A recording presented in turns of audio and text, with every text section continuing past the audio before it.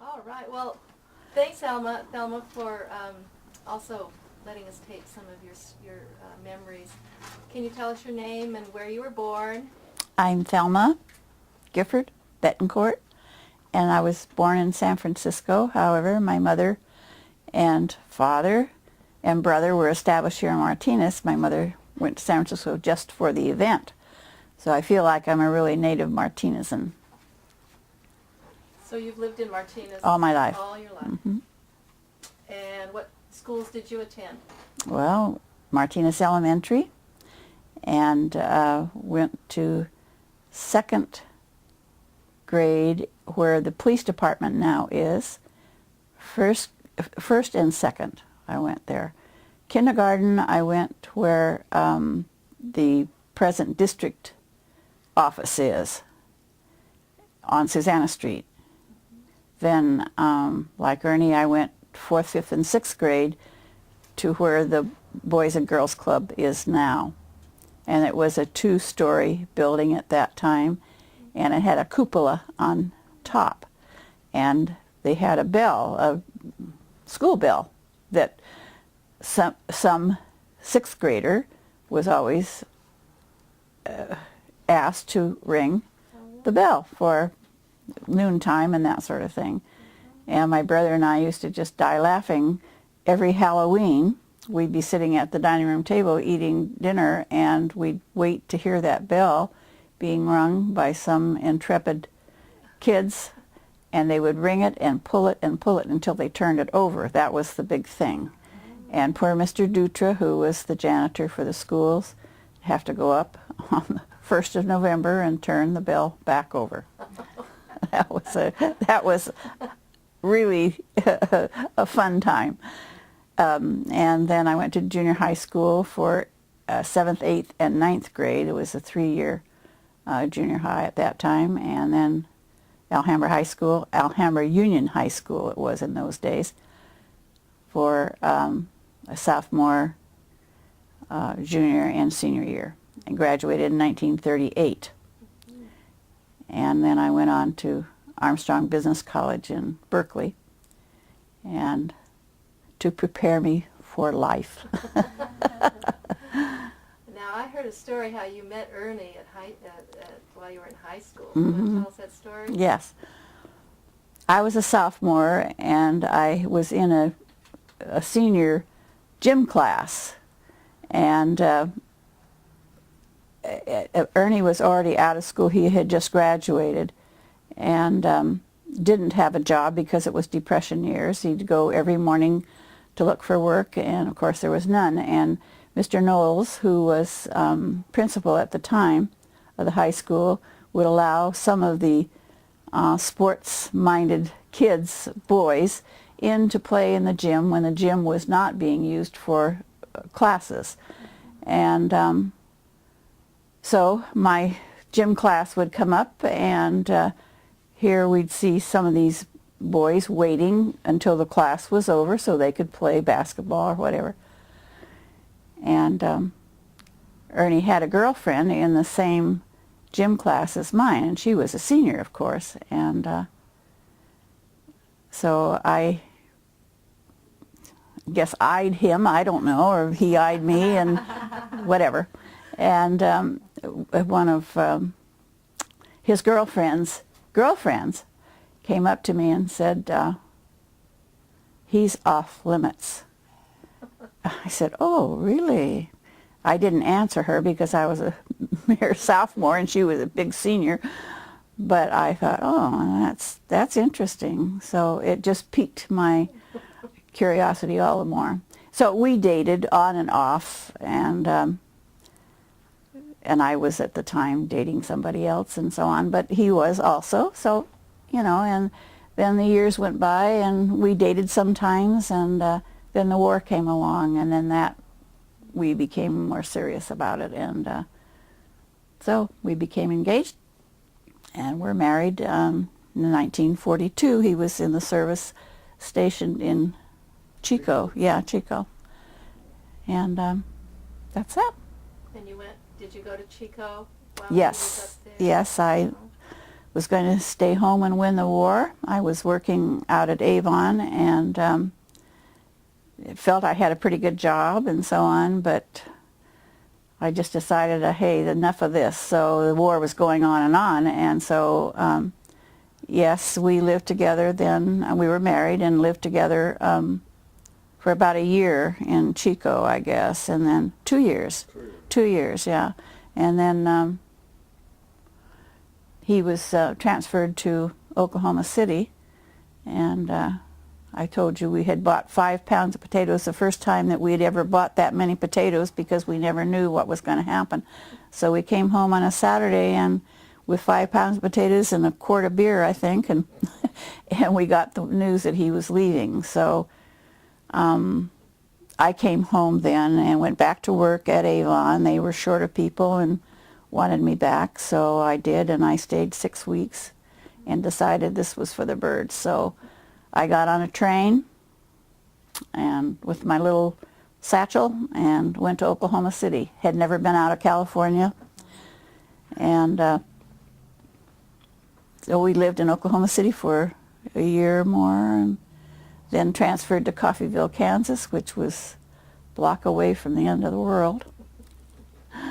But it was a happy time for us, despite the war and despite not knowing what was going to happen. But fortunately, he stayed in the States, and then we came home December 1945 and moved in with my mother on Pacheco Boulevard, where I had grown up.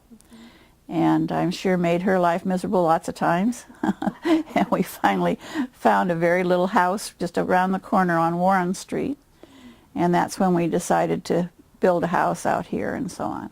So that's the way that went.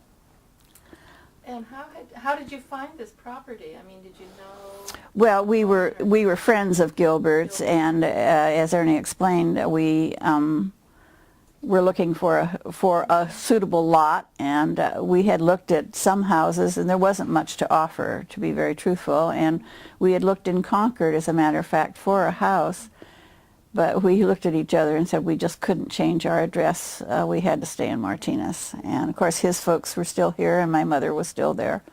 So so we knew Gilbert's, and they offered the half acre, and we had the money for it, so we bought it. You mentioned going to Martinez Junior High School. I've heard that there was a bridge that crossed the creek. Mm-hmm. Do you remember that? Yes. Kind of down below. And I don't know what street that would have, well, it led on to Estudillo Street, I think. And that we could cross there, but of course I lived on the west side of town, so I would not go that way. I just, I had just a few blocks to walk home. But you do remember that? Yes, I do remember the bridge, very definitely. Do you want to talk about living here along the creek and your memories of the creek? Well, it was just an ideal spot. It was so beautiful, looking from Gilbert's, as Ernie said, kitchen window down. It was just so pretty with the trees in the background, and we thought, gee, we were so fortunate to be able to buy a piece of that. In retrospect, we should have bought probably an acre, but now that we're older, it's good that we only have a half an acre. We could do with less.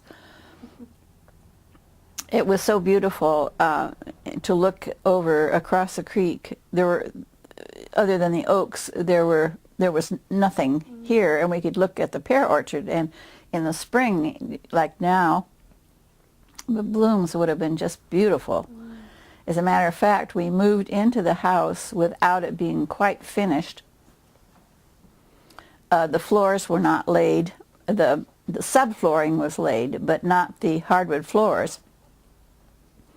And we set up our bedroom in our dining room. No draperies, no curtains, nothing. We didn't need them. And our bed just looked out on that pear orchard. It was just beautiful. And of course the creek was attractive to us. My mother thought we were absolutely out of our heads to live on a creek because it was going to flood and so on. But of course, we're a little higher than they are on the other side, so we have no problem there at all. You were talking about the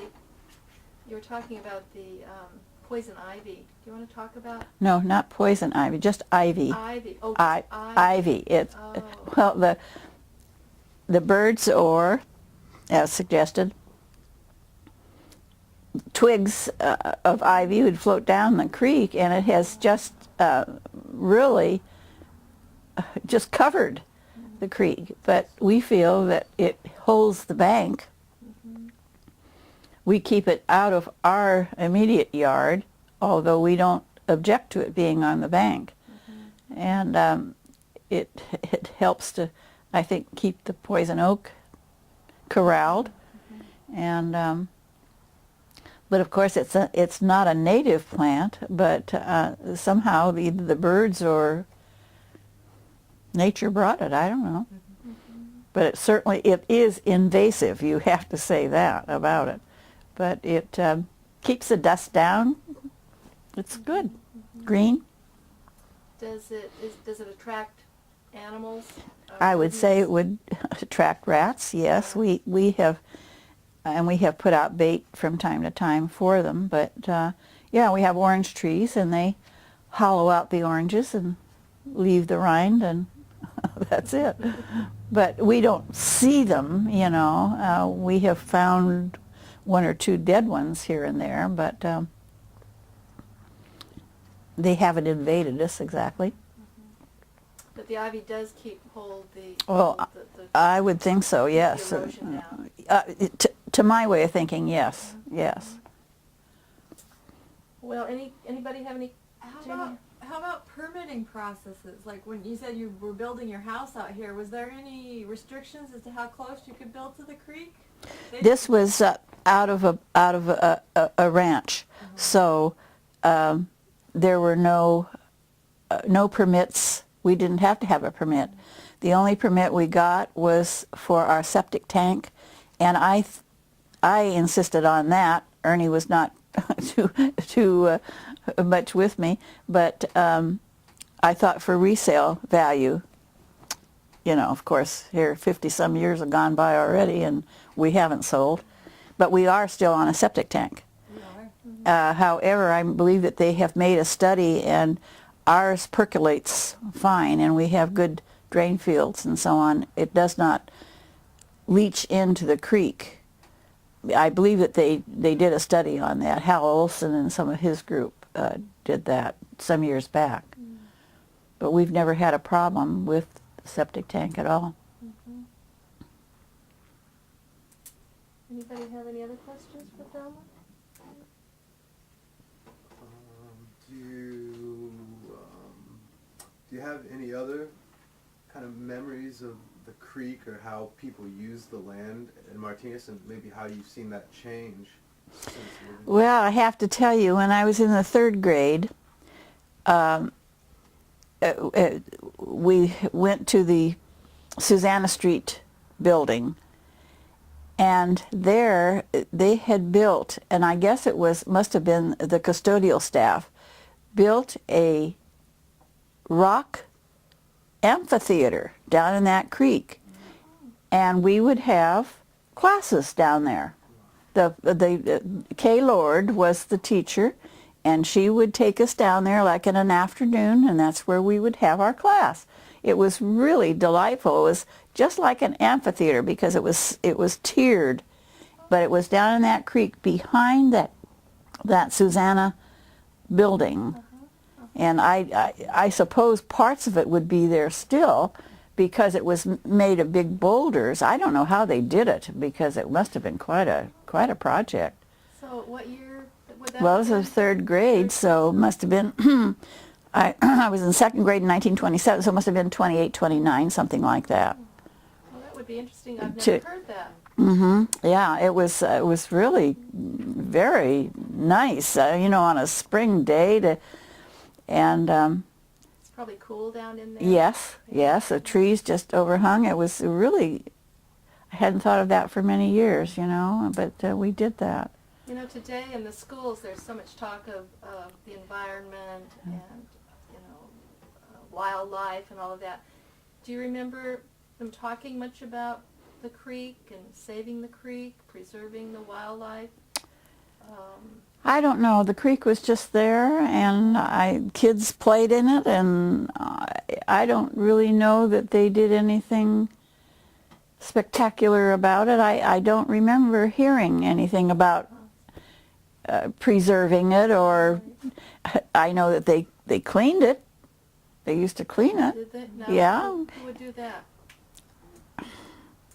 I suppose that probably the Martinez city crews, I guess.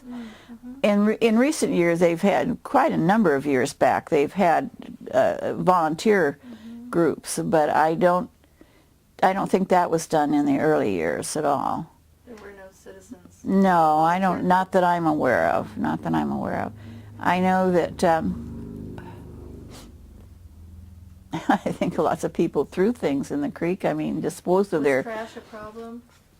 I think it was, yeah. Have you noticed that along your No, side of the we creek? don't. We don't see it too much. Once in a while, you'll see a tire float by, or some, Or something. yeah. But We used to sit on the bank or on that bridge that you were talking about, and with our slingshots, and bottles would come by, and we try to break them up. Never that, because that water was running pretty fast. Ran pretty fast. we don't throw trash in. We never have. I do know people who have consistently, but we never did that. We maybe a box of leaves or something like that, but that that just sort of blends in with everything. But no, we just aren't trashers. We dispose of our stuff in the right way. You recycle. Oh, definitely. I just can't believe how fast that barrel that they have for us is filled up. I just emptied our small box this morning into the barrel, and it's half full already. I judge between 4 and 5 weeks we fill up that brown barrel. Really? I know where my daughter lives along the creek, they are required to, I guess, maintain or clean up, their part of the creek. Is that true where you live? In other words, are you required by the city? Never have heard anything about it. No, never. But we don't throw trash in, so. Yeah. Well, that doesn't necessarily come from. No, but from up above. No, they've never asked us. Okay. That's it.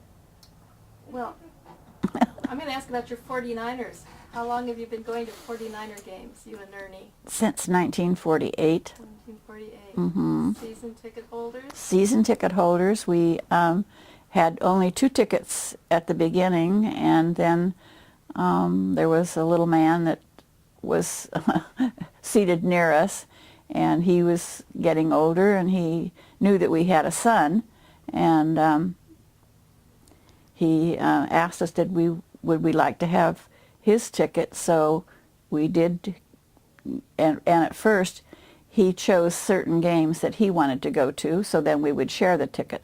But then when our boy got older, then we had the ticket, and so we have 3 tickets now. And we didn't go to any games last year, I have to admit, but we're going to try this year.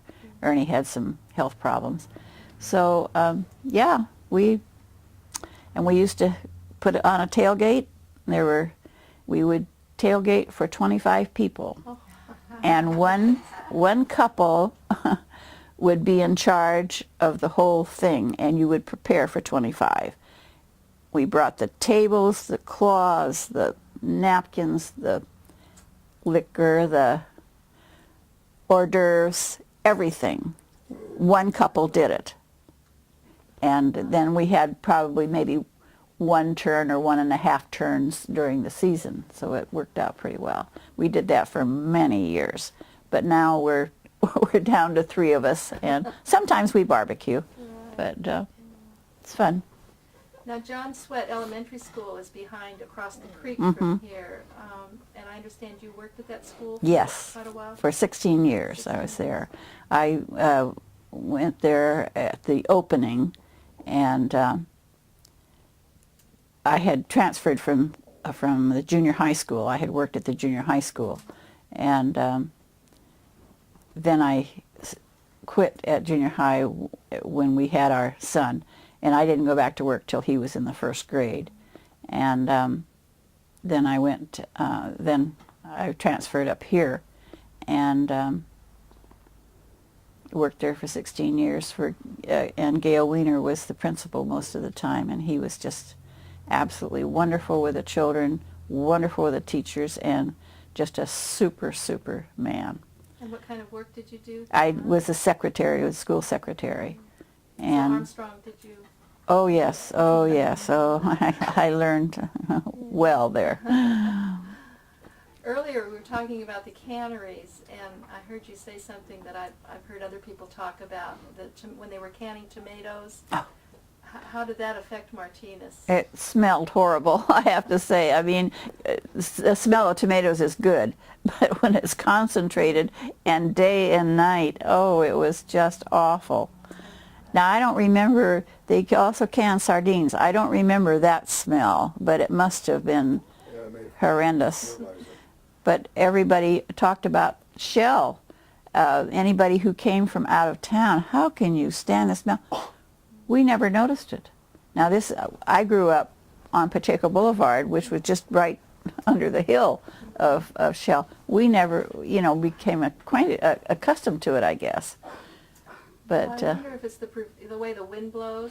possibly, It blows possibly, that way, yeah. still But people, we had friends who come from Sacramento, and they'd say, "Oh my God, how can you stand this?" We couldn't smell it. Do you remember the ferries? I surely do. Matter of fact, when Ernie and I were, I guess we were engaged. I don't think we were married. He was stationed in Chico, and Dolores and Al Fonseca, who were our best man and Maid of honor. maid of honor, couldn't think of the word. We went up to visit Ernie, and so of course we had to come back via the ferry. We got stuck in the mud right out here. We spent all night on that ferry. And of course they had to turn all the lights out because they couldn't, run the motors all the time. It was freezing. It was the most miserable night I ever experienced in my life. And of course my mother was just beside herself. She didn't know where we were. We didn't come home, and that wasn't kosher. So here we were. And so in the morning, I guess he must have pulled. I guess the tide must have come in. I guess to float the ship, and they got into the slip. And I went home, changed clothes, and went to work. I was working out at Avon, and I tell you that was something. But yes, the ferry. And as a little kid, I can remember going across the ferry. Mm-hmm. Yeah, that was a big event. Do you remember the opening of the train bridge? I do, but I Bridges, don't think yeah? it meant too much to me at that time. I do remember it. They had a queen contest and so on downtown, but that didn't excite me particularly. But I do remember the Carquinez Bridge being opened. That was a big thing. Ernie and his dad walked across it. It was the opening, and so they allowed foot traffic. Right. And but he was about 7, something like that. So I was younger. And he was probably living in Port Costa at the time. Yeah, So that was yeah, I'm close. sure he was. Yeah. We walked from Port Costa to Crockett, went across the bridge. Anybody have any questions for Thelma? What's Avon? Avon is an oil refinery out 4 miles from here, And it started out as Associated Oil, became Tidewater Associated Oil, then it became Lion Oil, then it became Getty, then it became Phillips Conoco, and now it's Conoco, and then Tosco, and now I guess it's Teixeira or something. Or no, it's Eagle Refining now. Eagle Refining. It's an oil company, both Shell and Avon. Avon was also a village out there where the people on call lived. And but that was my first job when I was out of looking for work for 6 months. Really? And oh, I was so thrilled. And what kind of work did you do? I did secretarial work. Secretarial. I was very good at shorthand, and so I really did well. Started out $3.50 a day. Oh, Had more money then than I have now. Yeah, $3.50 a day. Then I got on a monthly basis, and that was $75 a month. But then how much was a loaf of bread? That's right. A loaf of bread was a nickel. A nickel. Mm-hmm. Big loaf. And a big loaf, yeah. What do you remember about Martinez in its heyday? You know, I've heard about all the Well, the businesses. wonderful parades that they had, I think that was, you know, being a kid, and I loved Wilson's Fountain. After school, almost every day, we went down to Wilson's Fountain. It was a real old-fashioned fountain where you could have sodas, and my specialty was a chocolate Coke, and that was 5 cents. And where was that located? That was Main Street, right near Ferry. Yeah, and the second, was it the corner or was it next to the corner? It was next to the corner. Yeah, I think so, but that was a meeting place for kids, you know. So you would walk from school? Oh, yes. And go Oh, there yeah. and then Mhm. walk home, I suppose? Oh, yes. Oh, yes. Oh. Yeah, I walked every day to school. I lived on Pacheco Boulevard, right across from Foster's Freeze, and I could make it in 20 minutes to the high school, and I think it was about a mile, probably. But every day, yeah. What other businesses were in town when you were growing Oh, up? Tatalini's shoe store, Jim the Candyman, that was Jim Margulis. I never knew his name was Margulis until after I worked at the museum, but we used to call him Jim the Candyman. And Cornelius. oh yeah, Cornelius. It was a J.C. Penney, Montgomery Ward. Also Jane's hairstylist, I guess, or Jane's Salon. I remember my father took me down when I was, probably 7 or 8, and I got a windblown haircut, and that was really short. And I was so thrilled. I went to a regular hairdresser to have my hair cut. But that was Jane's. Yeah, Gifford's men's store. It was no relation to us at all, but our name was Gifford.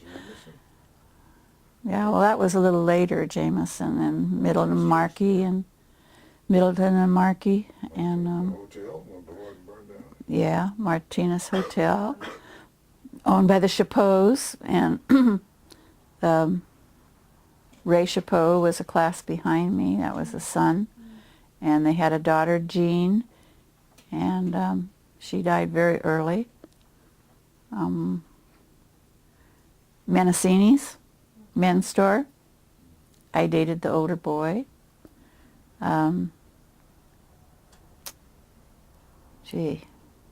What about flooding in the downtown area? Do you remember that as being a problem? I think they got flooded regularly. Yeah, I was every winter. Every winter, yeah. Oh, and I have to tell you, Pardini's Bakery, that was one of the, and Fredette Pardini is still around about town. She's younger than I am, I think. But that was a wonderful And bakery. where was that located? Across the street from the city hall. Yeah, across the street from the city hall, where the city hall was on Main Street. How can I tell you? I don't know the numbers Close to really. where Starbucks is now, maybe, in that general area? I don't even know where Starbucks is. I have been downtown. Oh, good for you, Phil. I'll tell you where it is. The creek ran underneath it. Yes. So that is near the city apartments. Mm-hmm. where Yes, Starbucks is. yes, yes, That yes, is where yes, that- yes, Mhm. yes, right. Yeah. And there were lots of bars on Ferry Street, although I didn't know anything about them. Was College Lane there? Yes. Yep. Do you remember that? So it's been there a long time, hasn't it? Mm-hmm. Jake Bettencourt started that years and years ago, long before we got here. Jake Bettencourt? Mm-hmm. But No relation. No, must be cousins of cousins or something. yeah, you know. well, we have a cousin that was a cousin of his. Uh-huh. Anything else you want to share, Thelma? Wonderful experience with Job's Daughters. That was an offshoot of the Masonic and Eastern Star. They had Dee Malay, and that was the boys' organization, and Job's Daughters was the girls. And that was really a very good part of growing up. Really? And they had queens, and I did get to be a queen, and that was, it was really a good thing for girls. And Dee Malays were good for boys. My brother belonged to Dee Malays, and you had to have a Masonic affiliation. And we had an uncle in Ireland who was a Mason, so that was how we got to join. So, but that was a very, it helped you with public speaking and that sort of thing. It was a very good thing, education-wise. Anybody have questions? Well, thank you, Thelma. This was an extra treat. Thank you. Thank you, I think. Yeah, no, we'll be back. We have Okay. other stories to share with us. Well, So thank you. and like Ernie said, I'll think of a lot lot Right. later. Well, you might jot them down, and we'll come back, and you can share them with us, at another time. Okay, fine. you. Thank you.